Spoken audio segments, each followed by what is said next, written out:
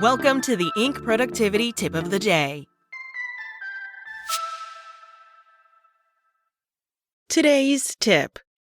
A colleague just spit out a dumb idea. Here's exactly what you should say next. An expert opinion from Justin Bariso, author of EQ Applied.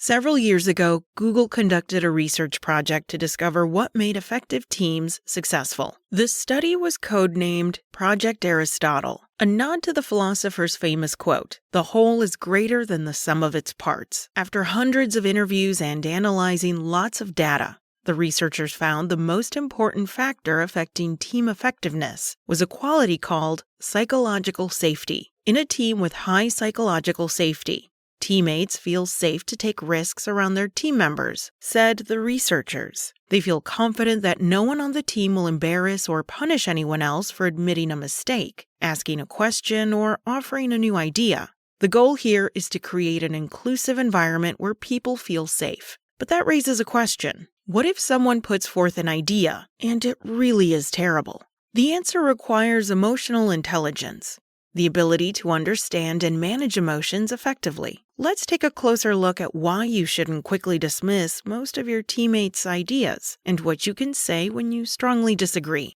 Why you need to hear your teammates out. Besides psychological safety, there are good reasons you shouldn't be dismissive of others' ideas. You, like everyone, possesses cognitive biases and other prejudices that will influence your perception of any idea. Meaning, if you are easily dismissive of others' ideas more often than not, you may be the one with the problem. Further, you and your team should also avoid a majority rules mentality when it comes to dismissing ideas. In other words, if your team dismisses new ideas right away, simply because most of you don't like what you hear, you'll miss out on opportunities to innovate and improve. However, there are times where you believe an idea put forth is truly horrible. What should you say? Here's where psychological safety comes in. What to say when you think an idea is really dumb. The way you choose to respond will depend on the circumstances.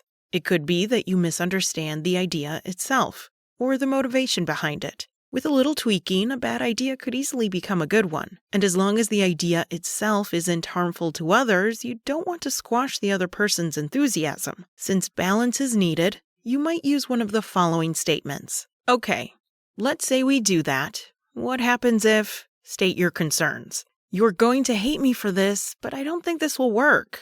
Here's why. I never thought of it this way. Tell me more. I see this differently, but I'm curious about your view.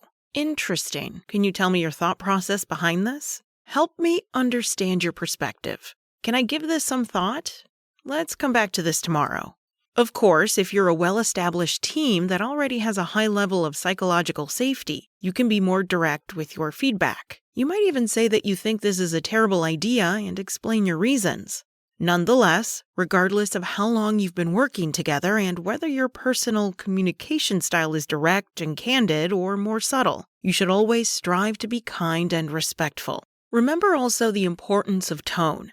It's not just what you say, but how you say it. Above all, remember that the key to building psychological safety and trust on your team is acknowledging that your teammates have unique perspectives, and then honoring them with a mindset of exploration and understanding, rather than making them feel stupid. Because after all, we all come up with dumb ideas sometimes.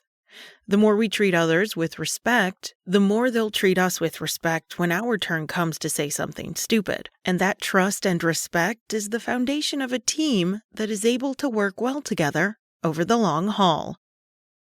That's it from Inc. If you enjoy this article, consider signing up for Justin Bariso's free emotional intelligence course. You can also find more expert opinions from business and thought leaders at Inc.com. And be sure to check back tomorrow for another tip from Inc.